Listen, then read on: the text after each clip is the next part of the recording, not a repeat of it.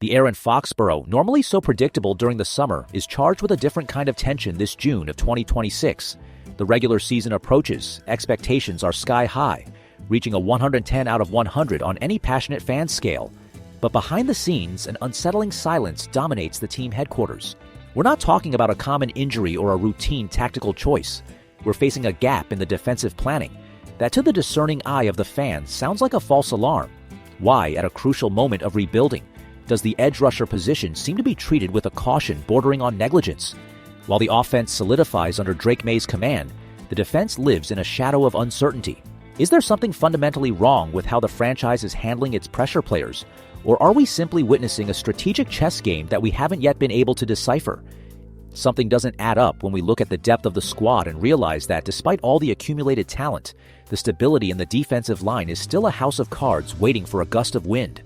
The signs are scattered throughout the training facility.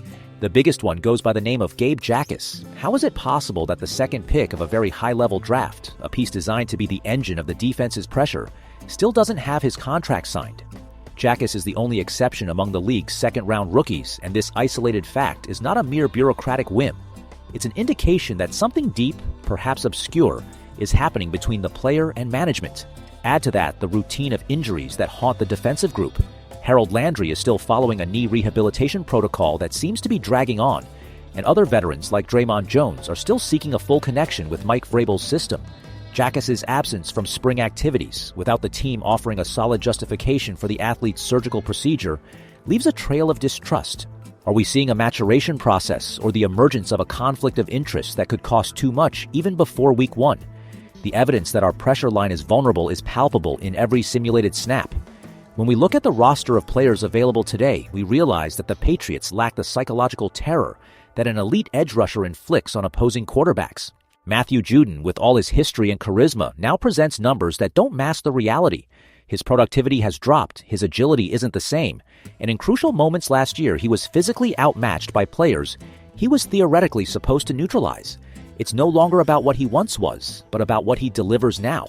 Without Jacas' signature, and with the rotation composed of players who haven't yet proven their absolute worth, like Elijah Ponder and a mix of young players like Braden Swinson and Xavier Holmes, the evidence is clear. The Patriots today lack the necessary depth to face the aggressive AFC schedule. It's a roster that lives on the hope of individual improvement instead of the solidity of a consolidated unit. And that, in the NFL of 2026, is an invitation to disaster. There's a detail that went unnoticed by many, but it's the missing link in this story: the communication breakdown between the franchise's medical staff and the athlete. Internal sources suggest that the surgery performed on rookie Gabe Jacas didn't have the team's direct approval, creating a chasm of distrust regarding his physical availability.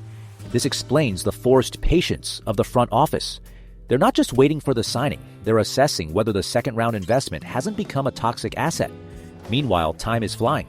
The lack of participation in OTAs and the mandatory minicamp means Jacas isn't just behind in the playbook, he's behind in intensity. This hidden detail reveals that the Patriots aren't just managing a contract, but managing a potential loss. Fans need to understand that, behind the scenes, the franchise is trying to decide whether to place the weight of the defense in the hands of a rookie with an uncertain medical history, or open the coffers for a veteran who can, at least, hold the fort while the storm passes. Why didn't the front office rush to sign a big name for the defensive line? The explanation is a pragmatic, yet risky choice. Elliot Wolf and Mike Vrabel's focus shifted from the trenches to structural protection and versatility. The priority became the tight end and quarterback protection. Julian Hill's injury, which drained part of the team's budget and attention, forced a cost reassessment. They believe that with an offensive line protected by Will Campbell and Elijah Vera-Tucker, the team will win games through clock control and the efficiency of Drake May's offense, allowing the defense to operate with rotational players. It's a bet on the less is more philosophy. They trust that Vrabel's system, which historically extracts the maximum from unknown talents, will be enough to disguise the lack of a star in the edge rush. The explanation is cold. They don't want to pay for the past. They prefer to take a risk with the future, even if that future depends on the health of players who haven't even debuted yet. If the gamble fails, the impacts will be immediate and severe. A defense without a consistent pass rush leaves the secondary, however talented, exposed. Christian Gonzalez is a star, but he can't cover the entire field if the opposing quarterback has 7 seconds to throw. The biggest impact will be the psychological toll. If the team loses the first 2 games, including that epic duel against Seattle that is our debut, the pressure from the fans on the training staff and management will become unsustainable. The lack of a dominant edge rusher will force Vrabel to be creative, using excessive blitzes that could compromise the defense's structure. Furthermore, the constant uncertainty surrounding Jacas' contract and the lack of a veteran leadership figure to guide the young players like Braden Swinson could create an environment of frustration in the locker room. We are one step away from a defense that alternates between tactical brilliance and absolute fragility due to a single planning flaw. We've reached the crucial point of this investigation. We've analyzed the facts, exposed the communication failures, and understood the risky gamble of a management team that prefers total control to signing past stars. The stage is set. An absent rookie, a veteran like Kyle Van Noy being considered out of necessity, and a fan base that accepts nothing less than excellence. Now, the question that needs a direct answer is the one echoing in every fan bar in Boston. You, as the manager of this franchise, would you continue betting on the recovery of this roster, faithfully believing that Mike Vrabel's magic is enough to compensate for the absence of an elite edge rusher? Or would you end this mystery now, sign a trusted veteran, and ensure that Drake May's 2026 season isn't ruined by a defense that can't pressure the opponent? Your opinion is the missing voice in this locker room. Comment now. Would you sign the veteran or maintain the bet on youth?